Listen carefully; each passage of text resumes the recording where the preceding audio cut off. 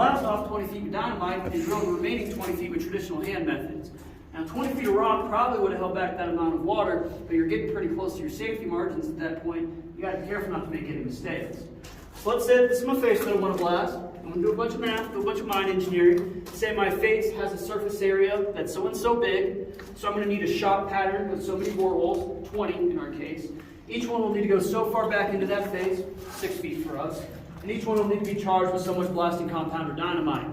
I'm going to kick that charge off. The amount of rock I calculated will get thrown off the front of this face. This is no big deal. It's a very well-known, well-established science at the time. These guys knew exactly what they were doing.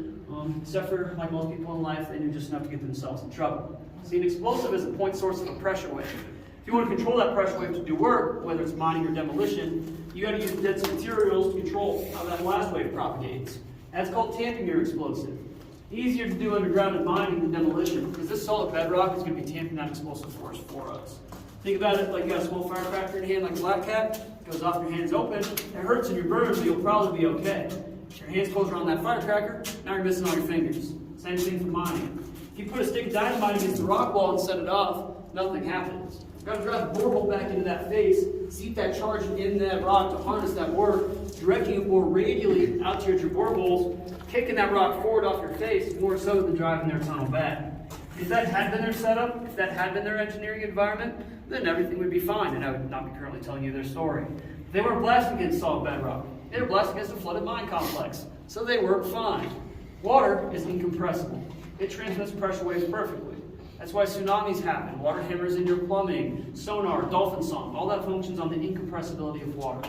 So when they kick their charge off, rather than being tamped dead by solid bedrock, that blast wave from that explosion, it goes right through that mine, transmitted by the water in it, reflecting off the back wall of the stope, coming out and crashing that wall, they're blasting out in a hydraulic hammer effect. So sure, they take the calculated 20 feet of rock off the front, that returning pressure wave comes back and kicks another 10 feet of rock off the back, leaving only 10 feet of rock, which will not pull back that volume of water. Since we've got the kiddos with us today, I won't go into full gory detail, but let's just say that the 4 men by the blast face don't drown. The water has so much destructive potential, anything biological is instantly disintegrated like that. Fifth guy, though, he survives. He's sitting on a minecart with you guys passed out front, about 100 yards in that direction. Those minecarts are 2,000 pounds empty, they're 9,000 pounds fully loaded. He was sitting on a fully loaded one, just hanging out, waiting for his buddies to finish their work, and all of a sudden there's a flat thump and all the lights go off. That's fairly normal for blasting operations at the time. What is not normal is the hurricane force wind comes flying down this tunnel, knocking that guy about a dozen feet off top of that minecart towards that tunnel entrance. That's all that high pressure air being pushed ahead of that rapidly advancing front of water from the beach 4 miles that way. And he doesn't know what happened, he knows something's gone wrong, so he picks himself up and he starts booking it for that tunnel entrance. And that water from the breach 4 miles that way, it beats him to that portal. It's waist deep by the time he gets to that doorway. And he hauls around that corner and he hits the alarm of the town that there's an accident underway. Now fortunately, we were a gold mining town that wasn't allowed to mine for gold, and most of the men were away at war anyway, so no one in town was hurt or killed. But he turns around, he looks at that tunnel entrance, and he sees that 9,000 pound fully loaded ore cart he was sitting on come flying out of that portal at around 400 miles an hour. And it lives, that liquor store is today. As all the other really nice things in the tunnel, all the trackway, the ore carts, high velocity to the other side of the valley. The way to think about this accident, think about it like a dam collapsing with a rocket engine nozzle at the bottom. So you got a large open amount of space in that stope with a high amount of pressure in it, your hydraulic head, and then your breach from the blasting accident is going to form a concavity like a cone coming into a pinch point, the tunnel, and then your rock face out front, that portal will form a mirror concavity like a V, like a rocket engine nozzle. And that'll exponentially multiply the force of the accident, which is how you shoot several ton ore carts to the other side of the valley if you're trying to get a new hobby this weekend. It's a little bit expensive though. Everybody wants the ore carts for the front of their Airbnbs, so they go for like $10,000 a pop now. I don't really think it's worth it personally. Now is the end of our operations here. Between the wholesale destruction of this tunnel and the loss of our equipment to the war effort, it was never economical for us to reopen. And that guy is standing where you are standing now. That's when they came in here to remediate this tunnel once and for all via the installation of this bulkhead. You guys are free to hang out around the tunnel. You guys don't have to stay in the line anymore. That was just how we talk to you guys easy. Now this bulkhead is double-walled waterproof concrete. That's 5 foot thick. It's holding back 4.63 feet of water behind it. extending it back as far back goes. Now, I never see this depth gauge change too much because the EPA takes off with this black light enough to hold equal to things like snow melt, rainwater, groundwater infiltration, and percolation from hanging aquifers, that sort of thing. The reason why the wall's so thick, though, and the portal has bolted shut all the way around structural bolts like this, is there's still 200 miles worth of tunnels, 4 miles that way. And if you look at the rock wall where the sulfide is starting to come out and interact with the humidity in the tunnel, you see this rock is becoming very delicate, very friable. It's starting to disintegrate. That's the natural interaction of the sulfide in the rock with just this humidity you feel around you now. So imagine 200 miles of tunnel full of weak rock like that, millions of gallons of water flowing over it. You're going to have a lot of collapses in those tunnels. Those collapses will make natural dams. They'll hold back water until they can't anymore, until what will let go, starting a domino effect of collapse after collapse, and you get another slug of acid mine runoff hauling right for that bulkhead, which I'm hoping holds, or otherwise I'm headed to the liquor store at high velocity, which, to be quite honest, do at the end of my shift anyway, and I'm swimming in my ground floor apartment next door, I just get a little money off my rent until I get this sorted out. So that's our hydraulic accident in January '43. You guys got any questions about that at the tunnel? How long has this not been open? It has not been open since 2015. It's been sealed since then.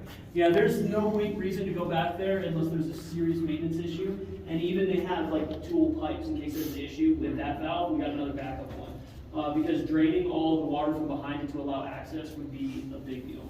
How much water drains out daily right now? They're running probably about 300 gallons a minute right now with the snow that's melting. They can take up to 750 gallons a minute if they really need to. About 150 gallons a minute in the summer.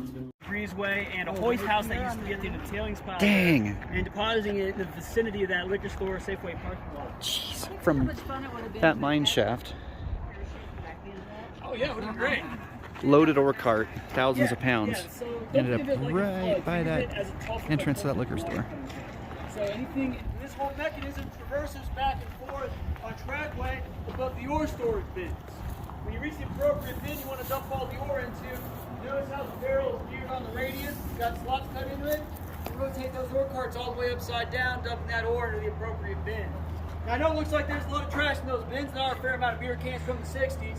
A lot of that rock material there on the inside, that's low-grade ore from the late 30s, early 40s. I thought they were going to be able to get back to it once the war was over. They were wrong, so some of it still sits there to this day. You know, you guys probably want to take home some for souvenirs. Trust me, I've been out there once. You want to go out there, it's wild and sketchy. And the gift shop still won't let me sell you any cyanide to treat it with, so it's kind of a lost cause. Ore is taken off the backside as needed through conveyor belts and material handling systems. That ore will get run down into a sampling room called the bucking room, and then sent back up to a vertical belt and bucket passageway, including from the side of the room there. That's going to top off the feed bin for our stamp mill, that wooden portion. That holds about 150 tons worth of ore, which was about a day's worth of work for us. I know it sounds like a lot for the time it was, but a modern haulage truck, the big yellow cat trucks the size of a house, each one of those hold 300 to 400 tons worth of ore. You're going to have a dozen of them working on a modern open pit. So we're not even a rounding error compared to a modern operation. They spill more ore than we mill in a day. We're going to head into the stamp room now and actually taking cobbles of low-grade ore like this down underneath the heads of the stamp mill. They're getting crushed up, coming out pea gravel the same consistency. We leave it up all year, so it's been hanging out there the whole time. It'll be there for next Halloween too. Our Christmas lights are sold as well, but it's almost time again. What is it? They're taking cobbles of low-grade ore like this, getting run underneath those stamp heads, getting crushed up, coming out of pea gravel the same consistency. We're flushing some water over those stamp mills, keeping everything moving as a slurry, keeping some of that rock dust down, and it's going to feed in a mirrored system to a central conveyor belt in each stamp mill. That conveyor will take that ore slurry to our process bin, which you're able to see through cutouts in the wall there, and we'll be able to see from the next deck down. Now, my little stamp mill here on this cross beam would be about equivalent to that large beam with the pipes coming out of it. And that top dead center throw of the cam, top of the stamp head, reaches nearly towards the ceiling. My little model here is just 6-pound hammers and PVC pipe. Those are 6-pound hammers. Each one of our stamp mills had a battery of 10 2,200-pound hammers. You could hear us run for 20 miles downstream in Golden. They called us Thunder in the Valley. They actually had to move our local government up the highway to Georgetown because they couldn't conduct their city mayoral business while there's noise going on in the background.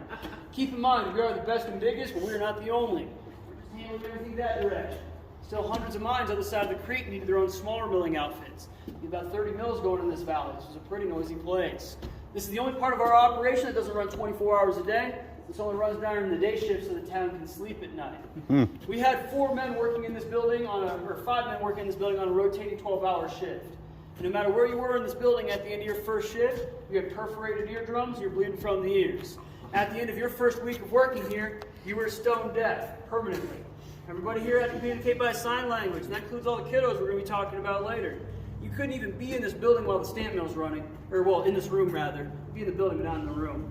Because if you're in this room and that ore jams in the feed chute, it fails to make it underneath those stamp heads, and you have the steel-to-steel contact, that 2,200-pound stamp head hitting the basal platen of the mill body, the ringing noise from that would be so loud it wouldn't be like a noise anymore. It'd be like a concussive blast wave. And anybody in this room would have immediate traumatic brain injury and internal bleeding. So if you got a jam in that feed chute, you got to shut her all down remotely. You send either your newest or least favorite coworker, which is usually the same dude, up a really sketchy ladder on the side of the feed bin with a big old stick, kind of pokes at it until it wants to flow again. Questions about the stamp process? Don't worry, it's going to keep getting worse. Let's go learn about cyanide.